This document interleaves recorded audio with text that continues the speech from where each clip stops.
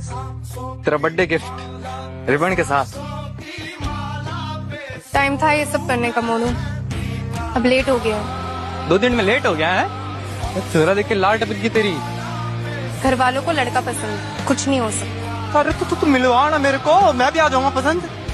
तू पढ़ा लिखा है, वो तेरे से ज्यादा पढ़ा लिखा है, तेरे से ज्यादा कमाता है। घर वाले उसे छोड़कर तेरे से शादी क्यों करवाएंगे? 2 दिन में लेट हो गया क्योंकि तब घर वालों के लिए तू सबसे सही लड़का होता। अब वो है। तेरे लिए तो मोनू ही सबसे सही है। तू समझा ना यार उन्हें। पर अभी के लिए मेरे लिए भी तेरे से सही है। ठहराव तो उसमें था ही नहीं, रुकती थी निकल लिया करती थी। ठहराव तो उसमें था ही नहीं, रुकती थी निकल लिया करती थी। मैं कपड़े बदलते सोचता था, वो मर्द बदल लिया करती थी।